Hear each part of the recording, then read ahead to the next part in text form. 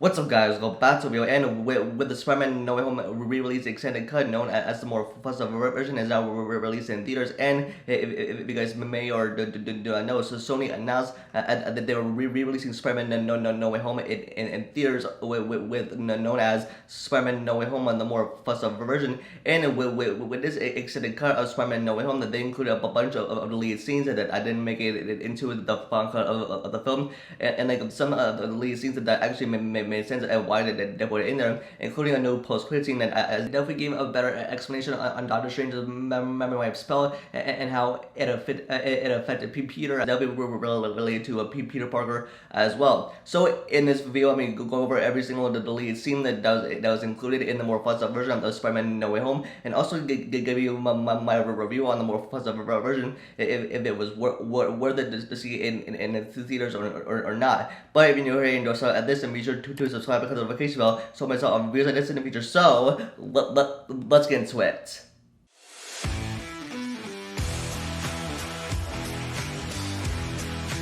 And now, with this first lead scene, we see more of Peter still being interrogated by the Department of Damage Control, and with Agent Cleary showing Peter of all the buildings he has climbed as Spider-Man, as a Spider-Man hates monumental landmarks, such as all the buildings that he has climbed. And this is from all the events from like Spider-Man Homecoming all the way up to Spider-Man Far From Home. And now in this next lead scene, we see Spider-Man stopping a thief who is actually played by Tom Holland's brother, Harry Holland, and then Spider-Man webs him up, and then this lady comes out and says to the Spider-Man that he can't do this stuff anymore with saving people as Spider-Man. And then with this other lady says that he's not a child, he's 14, which makes it seem weird, but because with the Peter, he's a senior in high school, and then with this one guy, he says that Spider-Man doesn't need a car, he's been to space, which is a reference to Infinity War when Peter went to space, and then like, so Spider-Man gets like splashed with a green paint on his suit, and which makes a further explanation as to why like Peter wasn't having his apartment cleaning his suit because it got green paint over it, because in the original cut and the news montage it was just like a two seconds Spider-Man getting splashed on with green paint. And now the next lead scene is one that we've all been wanting. Is what Peter's life at school is really like. And now that everyone knows of Peter's identity as Spider-Man, and then we see Peter showing up his Spider-Man abilities in school, especially in gym class to impress a coach Wilson. And then we see like Peter just like climb up the other gym walls because he wants to show off his spider abilities. And then we see a very interviewing everyone, including for Peter's teachers, Flash, and even for Ned, and especially for Peter Parker himself, even about the spider that bit him. And now in the next lead scene, we see more Peter and MJ in the Undercroft, and this is the Undercroft montage, and we see Ned just pulling stuff, and things are just randomly falling out the tables, and even to get a wire to even plug his computer in. And then we see like a model of the Sanctum, which has a Doctor Strange in it, in which we see Peter and Ned and MJ all look at, which is like a cool thing to see a model version of the Sanctum with a cool like version of Doctor Strange in it. And then in the next lead scene, we see Happy Hogan and more of Matt Murdock, and then in the next week we see Happy looking at his security system, at his doorbell camera, and seeing that Peter like let all of the villains into his apartment to go and fix them, and then that explains why in the scene with like Happy getting in touch with the Peter to ask him like who are all those guys that like Peter let into his apartment. And now in this next and final deleted scene, which is the three Spideys hanging out, which is basically this same scene on the Statue of Liberty before the three Spideys go into battle, but with extra dialogue added. And then in his Peter, he questions Tobey's Peter more on his web sling abilities and where it comes from, especially when it comes from his wrist. And then with Tobey's Peter, he responds that it's with a clean release, which we saw him to do that in so Spider-Man 1,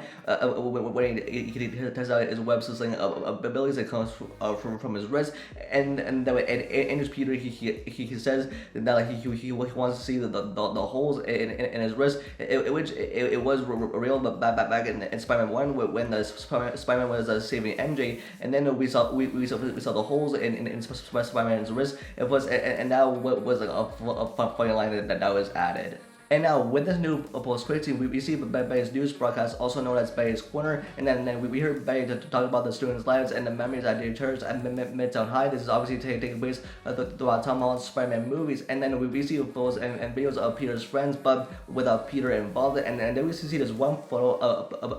all of Peter's friends, but with the Peter in it, but with the bird covering his face up. This is to make sure that they forget who Peter Parker is, but the thing that I just some random citizen who wants to be in a picture with them, and I think this is like a better explanation to Doctor Strange's memory wipe spell to make sure that they forget who Peter Parker is. But like with this is just because of Peter Parker's memories are erased from his friends and the people that he loves, and that doesn't mean that they're completely erased from photos and videos, which makes a ton of sense and a better understanding, especially with the memory wipe spell, and especially, I mean, it's kind of sad with Peter's friends and all of his loved ones, and that they forgot who Peter Parker actually is, and that's why we see Peter's friends, especially in photos and videos. And yeah, with the Spider-Man No Way Home and the more fun version, and with all of the deleted scenes and that were added into the extended version of Spider-Man No Way Home, I think I really enjoyed it, especially with all these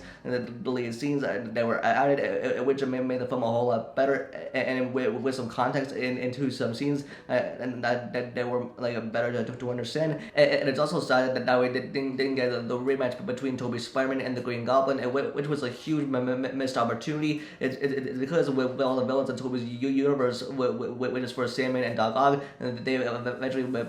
became good. But with the Green Goblin, he did not like turn good as well, and that's why it was a huge missed opportunity. But to see that rematch fight between Tobey's Spider-Man and Green Goblin while on his glider, especially with that new post-credit scene, which gave a better explanation to Doctor Strange's memory wipe spell, and like especially this made the movie a whole lot enjoyable, and plus it was a very enjoyable to see Spider-Man No Way Home again in theaters as well. So yeah, I really enjoyed this experience, especially what it was called the more fun stuff version, especially what was the deleted scenes, especially seeing Tobey, especially seeing Tobey and Andrew on screen again as well. So that's my first video. Like thoughts in the comments below. What are your thoughts on the Spider-Man No Way Home and the more puzzle version if you've seen it? And what are your thoughts on these deleted scenes and new post-credit scene that was added into Spider-Man No Way Home and the more fun stuff version? Let me know in the comments down below. Get this video a like and subscribe to notification of future videos. And for live updates, you can always follow me on Twitter. And with that, I'll see you guys in the next video. Peace.